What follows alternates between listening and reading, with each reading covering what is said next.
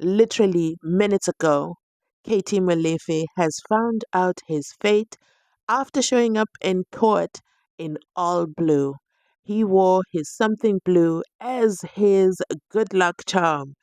You know, they say something blue signifies purity, love, fidelity, and that's the look he decided to show up in today in court to appeal to the judge as he stands tall as the judge reads the judgment into the record. The problem is he has an angry face. Yeah, yeah. He has a permanent angry face. Well, I wouldn't blame him. I wouldn't blame him. I mean, he's been a guest of the state. I don't think he's quite impressed with the services.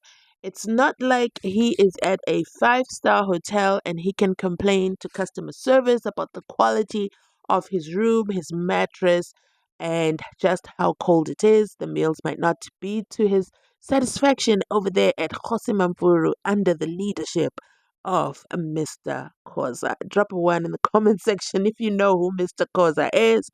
But basically, Katie Molefe has found out that if you F around, you find out for sure because Nhlanhla Mkhwanazi does not play when it comes to ensuring there just simply cannot be peace between a criminal and a police officer. And unusual activities were observed whilst the team were busy with the operation. These activities included a dispatching of members of the South African Police Service under the command of a senior manager at the head office to go and interrupt the operation that was unfolding. Fortunately, when they arrived there, the members realized that it is indeed a police operation, so they allowed the members to carry out their operation without disturbance. On the 30th December 2024, the ballistic expert issued a ballistic report which linked these firearms not only with the murder of Mr. Swart, but these firearms were linked with a number of high-profile cases. And these cases include very high-profile South African artists that were murdered in Gauteng, which occurred dating back as far as 2021. I'm not going to mention them, but we have them on record. On the 25th of June this year, the project coordinator of the political killings task team is arrested by IDEC. A dramatic arrest. A dramatic arrest. On the 26th of June 2025, the accused, Katiso KT Molefe, who was arrested by the very same task team, was granted bail. Guess that one went under the radar. Unfortunately for Kenny Kunene and Malcolm X, they will have to continue to visit him over there inside Pagati within Josimampuru. There's a saying that says, a friend of a criminal is a criminal. It's a saying, okay? I'm just quoting a quote, okay? But basically, Kenny Kunene will have to go and get that interview inside Pagati Josimampuru and make those arrangements because unfortunately for him, bail has been denied. I repeat, unfortunately for KT Molefe, bail has been denied. Let me tell you, he was not impressed. The judgment was read, and the judge literally said, well, you might have got bail before. Yep, that was the luck of the draw, my friend. Unfortunately for you, you had Nhlanhla Mkhwanazi, the KZN police commissioner, national provincial police commissioner, on your back, and he made sure, okay, he made sure that the arrest is arresting this time. The investigation was completed, and sadly for you, yep, they found out you were implicated in further murders, which therefore strengthens your ties with the other accused. It might have looked a little bit weak before. You might have looked like you might have been walking out, but not with this bail application. I'm sorry, my friend.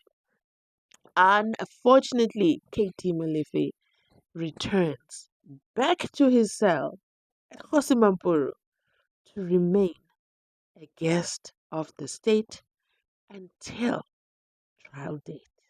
Oh my goodness. If Angry Face was a person, you see over there in the Cape Town, Judge Nathan Erasmus was accused of having an angry face, and the attorney or the advocate Mkabai of Mkabai Associates, she wanted to apply for an appeal under the basis, one of the bases, because she had 51 reasons. One of the bases was that the judge had an angry face. Now, let me tell you something. This, ladies and gentlemen, is an angry face. Okay, he has been angry the entire time we've seen him inside Parati within the court. Again, it's justifiable, it's understandable. I can't imagine why he would be excited to be inside the court. These are very, very serious charges that he's facing. And one would be tempted to say much more serious than the charges he had in his younger days. At his age right now, he was not able to benefit from an application uh, based around his age. He should have said he's got some chronic condition, he needed medication, just like what the former Speaker of the House did. She said, no, no, no, I can't survive. And you already saw how she walked out of court crying. There's no way she would have survived being in prison until her trial. Anyway, that is what the judge said. The judge also read into the record that, yeah, the fact that you were arrested in the United Kingdom and you have the audacity to admit that you used a false name, no, I don't see why I would grant you bail. Yeah, so let me let you listen to this and let me know what you catch on. Let me know, did you predict he wasn't going to get bail? For myself, I'm going to say yes. Yes, just because I'm team the UK case as well. Like, how did the higher court grant him bail when he has that on his record? Interpol knows his name. I don't think he's been pardoned. Can he even go back? Oh, he can go back to the UK because he's in the UK. He'll be using his real name. Anyway, we are not there. Um, that's it from me. Let's continue listening on. Let's listen to the clips, and I'll be back with the rest of my commentary.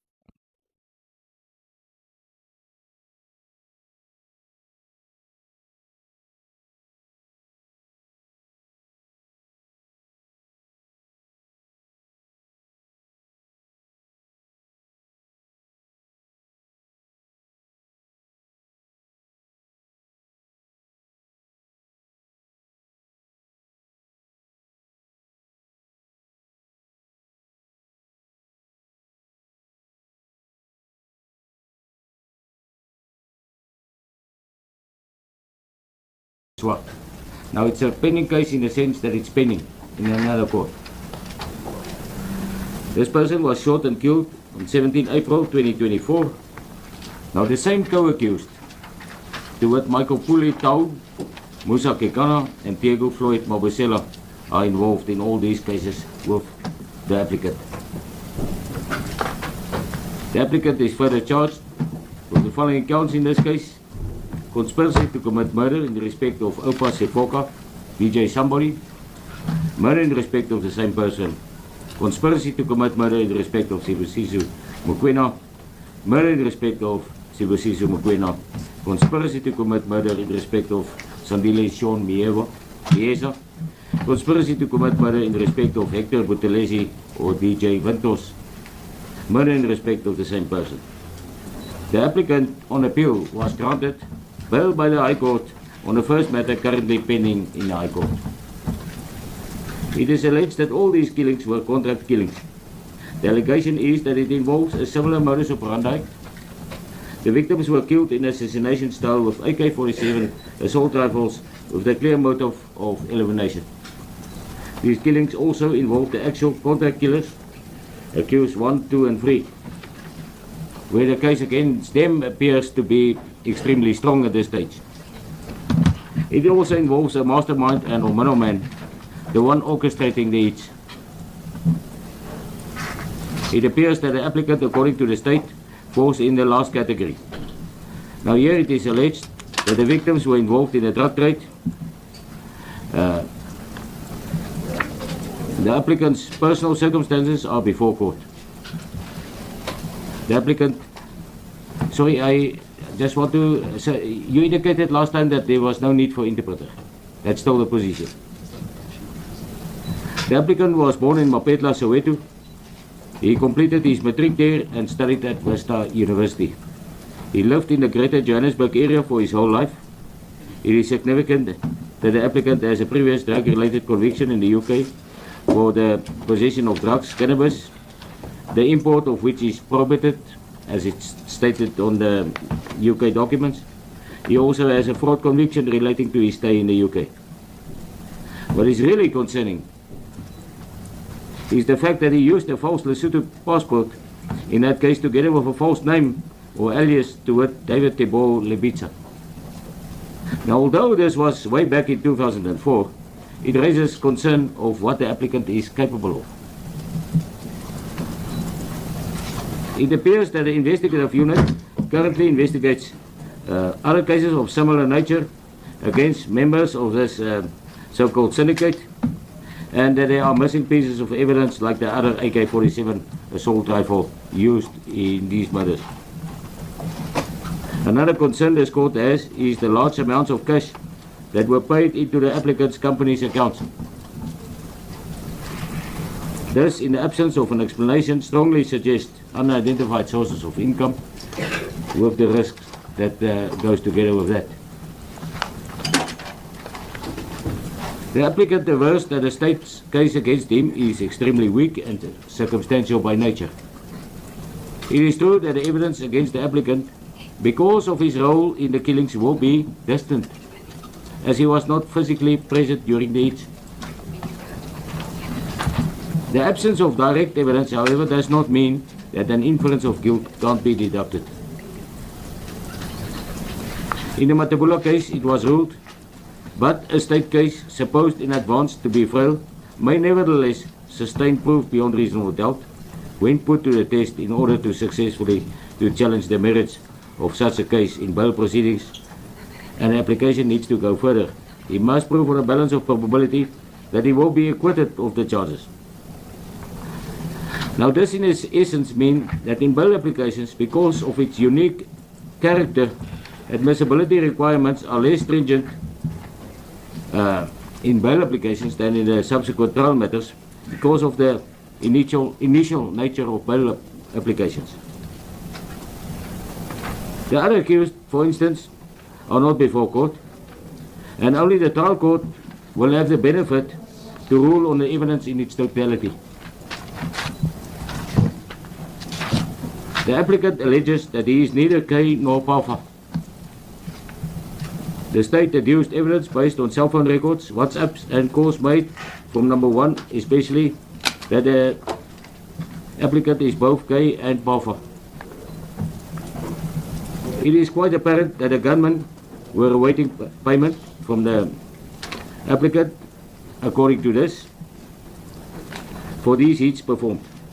It is significant that accused 1 and 2's phones were picked up at the cell phone tower near the applicants on the very same 24th day of November. On this day, accused number 1 also deposited 100,000 cash into his account, with number 2 and 3 also depositing cash into their respective bank accounts. Now, what is extremely relevant here is number 1's address is in Roodepoort, and that of number 2 in Atteridgeville, Pretoria. That's a relatively far cry from Sandton, where the accused lives. The cell phone records after these so-called hits between the respective accused are indeed very interesting. Accused 1 frantically trying to reach the applicant moments after the Sandton hit on DJ Somebody. He made no less than 8 calls to the applicant. Accused 1 also contacted the applicant after the killing of yet another DJ, the Orlando matter. In all these cases, cash deposits follows. The state alleges that the state witnesses fear for their lives after his initial release on bail. The applicant made several assurances regarding number 1's bail application. Now, on the 15th of July 2024, he sent a message to accused number 1's wife saying, Appearance for bail application today. Next court appearance, bail will be granted for him. On the second day of August 2024, the applicant sent a WhatsApp message, bail granted, to which the friend replied, "Good work, my brother." The applicant responded, "This is evidence of what teamwork can achieve, my brother." Now, although bail was granted in High Court regarding the Swart case, this court is of the respectful opinion that a lot has changed since then. The current counts are indeed of a very serious nature and can definitely increase the risk to abscond. Very importantly, the evidential link between the four accused persons in this case appears to have increased. Bail proceedings are sui generis in that it involves several considerations. The freedom of the individual, his right to be presumed innocent or proven guilty, the interests of justice, to name but a few. There is also the statutory framework requiring that the accused must, on a balance of probabilities, show the existence of exceptional circumstances to permit his release on bail. In the Dlamini Dladla Hubert Schieterkat decision, the Constitutional Court ruled that exceptional circumstances require something out of the ordinary to be established before an accused charged with a Schedule 6 offence will be granted bail. Now, considering all the relevant facts and circumstances before court, the court makes a value judgment and finds that the applicant failed to put exceptional circumstances justifying his release on bail. As I have highlighted, there are a number of very concerning aspects, not only linking the applicant to the crimes, but also regarding his circle of influence and capabilities. His application for bail is accordingly refused. Quite busy. What is the date? Was it 26 August? No, it was 18th of September, 18 September. 18 September, for the other accused. For the other accused. Mr. Molefe, 18 September, it's a provisional date for the indictment and you will be kept in custody.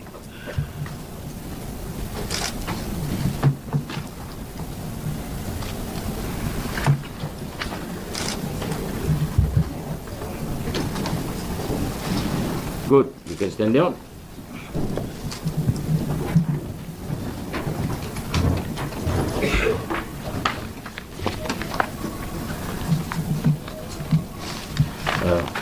Will you just file all these exhibits of the bail application? Yes. Good, shall we adjourn for 2 minutes just to clear the court? The work of the organized crime in Gauteng, supported by the political killings task team, has indeed been compromised.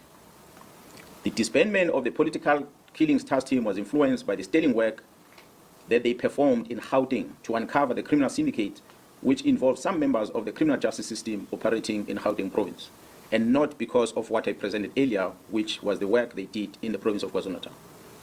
Their demise was as a result of them assisting Gauteng to uncover the criminal syndicate. Despite all these challenges, we acknowledge and appreciate the resilience of the members of the political killings task team. The political killings task team remains operational, albeit its attempt to disrupt its work to protect and serve the inhabitants of the Republic, as enshrined in the Constitution under Section 205, subsection 3 of the Constitution of the Republic. The political killings task team remains operational. Therefore, we have embarked on a process of registering a criminal investigation in order to deal with this infiltration and control of the criminal justice system by the organized crime.